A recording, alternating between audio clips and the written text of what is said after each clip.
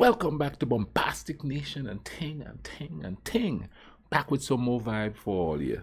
And we going to do some Otto Von Bismarck again. Yeah. And this is the third installment in the series here. And this one is called Iron and Blood. Extra History is doing it again. Man, thank you all for tuning in and stuff. I hope you guys are enjoying this. I hope somehow I'm making this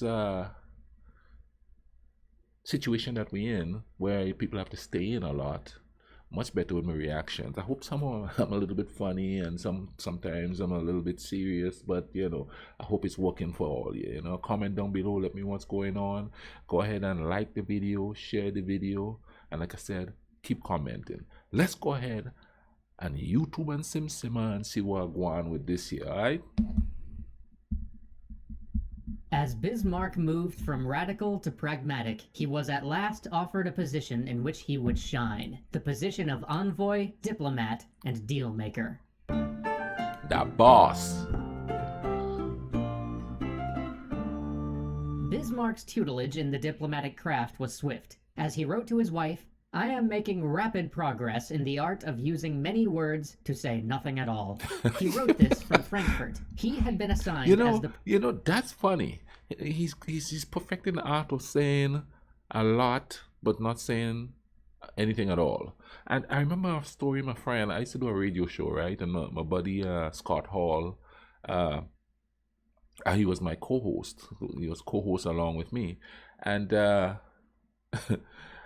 his father told him a story of when he was in college. There was this gentleman, and that was back in the hippie movement and stuff like that. And there was this guy that was this real, radical, and he's talking and stuff like that. And he came to the he came to the university, and he's on the university where my friend's father was, and he's on the stage and he's talking and he's just yelling and he's screaming and carrying on. And my friend's father turned to the guy next to him and he said, "Is it me, or is he not really saying anything?"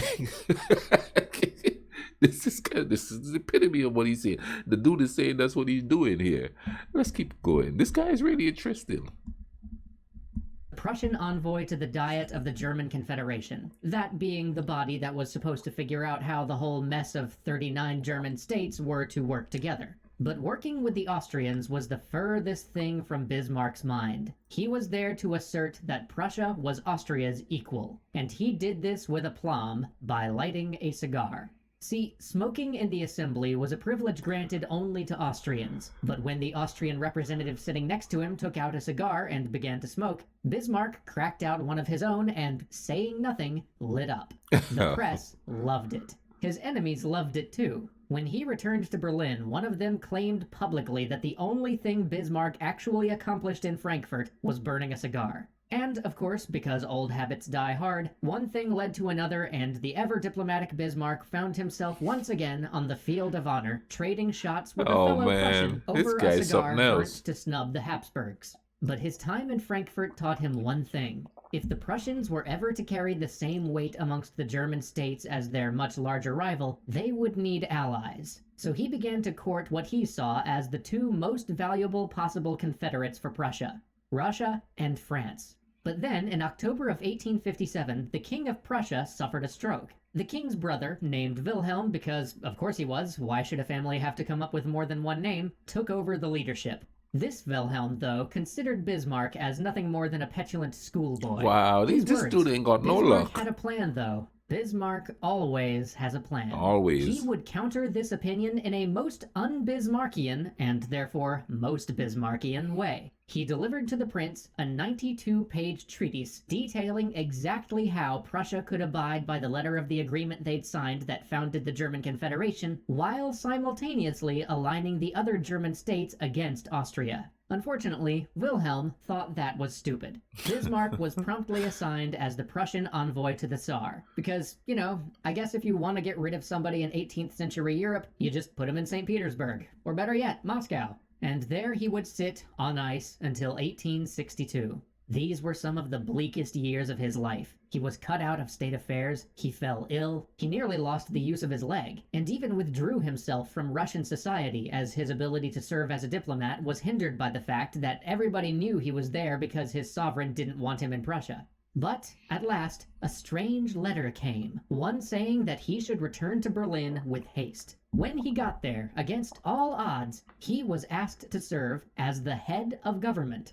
You might reasonably ask, why? Why Yeah. would the king who had so long snubbed him ask him to run the state? How could he go from a remote diplomatic posting to the head of domestic affairs? Well, because nobody else wanted the job. At least Oh, nobody else the king thought wouldn't plunge the country into civil war. You see, for a year, the Liberal Party had refused to grant funds for the army. And if you know anything about Prussia, you know Voltaire's old adage: where some states have an army, the Prussian army has a state. Meaning that not funding the army had brought them to the brink of constitutional crisis, and the king's closest advisor's best suggestion was to have the army overthrow the Democratic Assembly and then figure it out from there. Which was basically 100% guaranteed to start a civil war. So the king figured, call in Bismarck, I guess.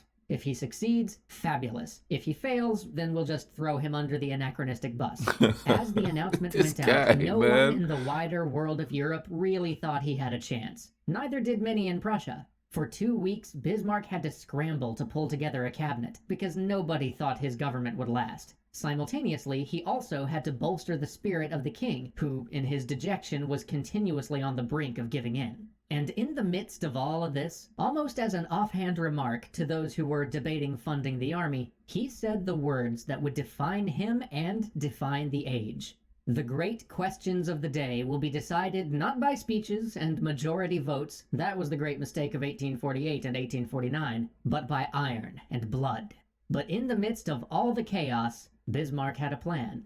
Bismarck always Have a has plan. a This plan. guy's something If he else. couldn't get to the Landtag to do what he wanted, well, then he would just have to do what he wanted anyway. You see, the king and the parliament were supposed to agree on any new budget before the government could collect taxes on that budget and do with them whatever they wanted. Everyone else took this to mean that the government could not collect taxes without Parliament's approval. But Bismarck had other ideas. See, the Constitution didn't really spell out exactly what the government was supposed to do if the king and the Parliament couldn't agree on a budget. So Bismarck just said, well, we don't have a new budget. Guess we have to keep collecting taxes based on last year's budget. And so sent out the king's tax collectors to do what they did best. For nearly half a decade, the government would continue to collect the 1861 budget, and the king would have a stream of revenue without asking Parliament for a thing. Oh, wow. With that settled, Otto now had the prestige and the freedom to turn to what he saw as his larger project: positioning Prussia to be the preeminent power in Germany when the German states finally unified. He moved rapidly. First, he checked in with France to see if they would stay neutral, or perhaps even join Prussia if an armed conflict broke out between them and Austria. Then he wooed the smaller German states to begin voting with Prussia, even as he was baffling the Austrians with an alternating volley of threats and lofty promises about how much they could accomplish together. But even as he was holding his own in German affairs, his zeal abroad nearly cost him his ministry. A rebellion had broken out in Poland, and the Russians were eager to quell it, already sending in troops. Bismarck immediately dispatched Prussian divisions to the Polish border and sent a note to Russia basically saying, "Hey guys, we can totally help you with that." Soon, protests over this action broke out from the other major European powers, with France, Great Britain, and Austria all condemning Berlin. Many thought that Bismarck would have to resign over this, but the king, the very same one who had exiled... Man, it seems like that area has always had some kind of turmoil going on. Political, military. It just seems like it always, we don't agree on this and we don't agree on that. It's just crazy. Today they seem to be just doing their own thing and a little bit, well, more than likely happy with it because it is where it is, it is. They had the European Union come in and all that kind of stuff going on there, and now we have Britain acting up. Oh, wait a minute, they're acting up, so that means it continues. him to Russia before, refused his resignation. Soon, Europe's ire turned from Berlin to St. Petersburg, and while the matter would blow over in time, to the Russians, this unification of the European powers against them brought to mind the recent and disastrous Crimean War, and in doing so, reminded them just why having an ally in Prussia might be valuable. But just as this affair was being put behind him, his great project was again in jeopardy. The Emperor of Austria had invited the Prussian king to a congress of princes to discuss the matter of German unification. Bismarck at once saw that the Austrians had stacked the deck, and any vote at such a conference would go in their favor. But he also knew that he wouldn't be able to convince the king that an invitation from other princes was a trap. So he took a different approach. The king was never the most secure of people, so Bismarck convinced him that the invitation was an insult, and that it should have been sent to him with much more formality. So the king declined to go. But then, days later, the King of Saxony rode up, bearing another invitation imploring the prince to come. Now he had been formally asked to attend by 30 princes with a king as the message bearer. There would be no convincing good old Wilhelm that this was a slight. Instead, in a meeting full of shouting, imploring, and not a little sobbing on both sides, Bismarck convinced the king that he would be giving up the independence of the Prussian army if he agreed to anything at this conference. And so, with Bismarck ripping off the door handle on the way out, once again the king declined to attend. With that, the course was set. The initial threats were in check. Now, at last, politicking Bismarck like crazy. could truly begin his project of iron and blood. Dude, this guy is something else. Yeah, and always have a plan. And he ain't bashful in putting it into place neither. You know what I mean? Once he got that job to be head of state, he's going to take every opportunity to take care of business there. Wow.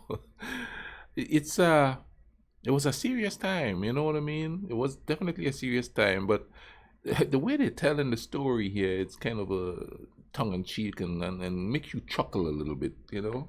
But anyway, man, thank you all for tuning in. I am going to put this in the description below so that you guys could go to this channel and check out everything that they have in there. Go check them out, man. They got some good stuff. As you could tell, really good storytelling here, you know what I mean? But, hey, I'm Mr. Giant and thing, you know what I mean? Thank you all for tuning in.